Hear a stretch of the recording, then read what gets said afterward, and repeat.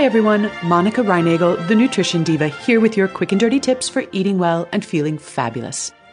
Thanksgiving is a time to gather with friends and family, to be grateful for all we have, and to stuff ourselves silly. Now, I'm not really that concerned about the long-term consequences because, as I've said before, a single day of excess isn't going to make you gain weight any more than a one-day juice cleanse is going to make you lose any significant amount of weight. Nonetheless, it's just no fun to push yourself away from the table and realize, too late, that you've eaten to the point of discomfort. So here are 5 strategies that can help you enjoy this year's festivities without regrets. If you're an online shopper, you have to try Be Frugal Cash Back. Be Frugal lets you earn up to 40% cash back on your purchases from over 5,000 stores, including Amazon, Walmart, Target, Macy's, and more. It's like getting paid to shop as you usually would. Shop through Be Frugal this holiday season and take advantage of the highest cashback rates of the year. Visit befrugal.com/diva and get a $10 bonus when you join for free. That's befrugal.com/diva.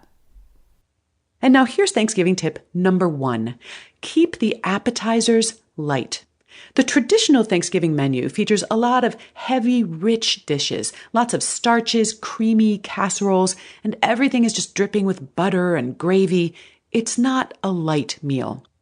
Unfortunately, the pre-dinner snacks tend to be just as heavy and rich as the main event, and all too often people sit down to dinner already half full from the snacks they've been nibbling on all afternoon while dinner is prepared. So rather than filling up on calorie-dense appetizers like cheese and crackers, clam dip, nuts, and bacon-wrapped pineapple chunks, try keeping the pre-dinner snacks light. Crisp radishes and snow peas with a yogurt-based dip, or some kale chips, or steamed edamame, for example. And clearing away all the snacks about an hour or so before dinner will also help ensure that people sit down to the table with a little bit of an appetite. Thanksgiving tip number 2, use smaller plates. Research shows that when we use smaller plates, we serve ourselves smaller portions, we consume fewer calories, but we feel just as satisfied as we do after eating more calories off of larger plates. Now, consider that the average size of dinner plates has gone from 9 to 13 inches over the past 30 years, and our rising rates of obesity don't seem that surprising. So do yourself and your guests a favor this year by setting the table with smaller plates. Grandma's china is probably a lot smaller than your modern dinnerware. Alternatively, the salad or sandwich plates from your oversized set might be perfect. And the same holds true for things like wine glasses and forks. The larger they are, the more we consume. Downsizing your servingware will not only help you eat a bit less without even noticing, it'll also make your table a lot less crowded. Thanksgiving tip number 3 is to serve up your vegetables first. If you start out by filling your plate with stuffing and mashed potatoes and candied yams, you're very likely to be out of room on your plate by the time you get to the string beans, the Brussels sprouts, and the carrots. Reverse the trend by helping yourself to turkey and all the vegetables first, leaving less room on the plate for those starchy fillers.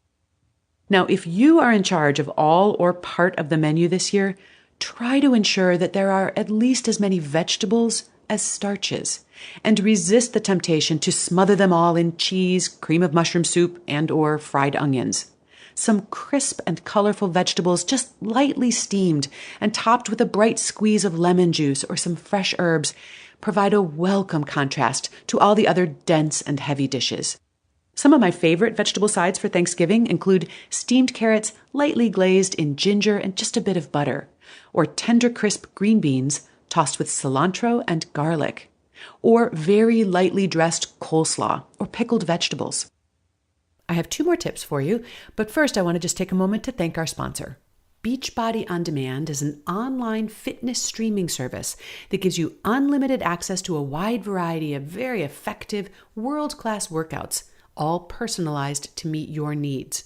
It gives you the ability to stream over 600 different workouts from programs proven to deliver amazing results, including PiYo, P90X, 21 Day Fix, and much more, all from your web-enabled device. I belong to a neighborhood gym that offers lots of different classes, but between my travel schedule and other things, it seems like something always gets in the way of me getting there at the right time and day. But with Beachbody On Demand, I can dial up a class from my hotel room or from my living room on my schedule and never miss a workout. This is a brand new service, but already they have over 1 million members, and now you can claim a free trial membership by texting Diva to 303030. Get full access to the entire platform for free. Just text Diva to 303030. My fourth tip for Thanksgiving is to choose your starch. One of the things that makes Thanksgiving dinner so devastating is all of the redundant starches. Now think about it. During the rest of the year, a dinner menu might feature a protein, a starch, and a vegetable. Or at my house, we often skip the starch altogether and have a second or even a third vegetable instead. But the traditional Thanksgiving menu includes a bird stuffed with bread, at least 1 or 2 types of potatoes, plus rolls, and often several other starches as well. And research shows that we eat more when we have a greater variety than we do when our choices are more limited.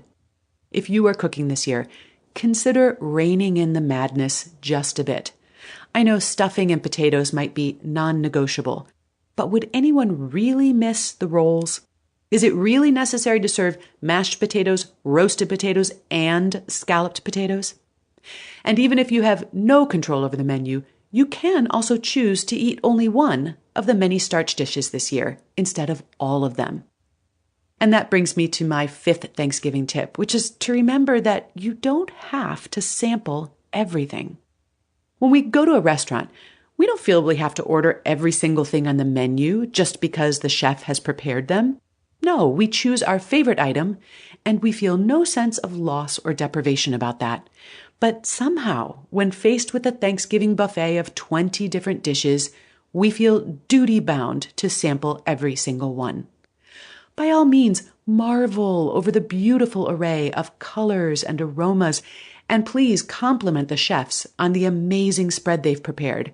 And then, just as you would when handed a menu full of delicious options, choose what you'd like to enjoy that evening, and enjoy the heck out of it. Likewise, when it comes to dessert, it really is not necessary to have a piece of all 5 desserts, any more than you'd order every single item on a dessert menu.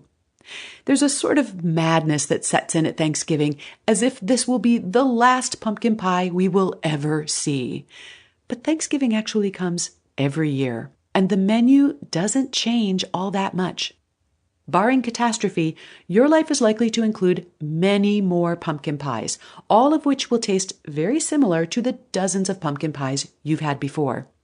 When I remind myself of that, it seems to put things back into perspective for me, allowing me to make my decision based on how much room I actually have left in my stomach and which dessert looks particularly appealing or unusual. And for an unusual take on that pumpkin pie, be sure to check our website for my recipe for pumpkin avocado pie. It's at nutritiondiva.quickanddirtytips.com.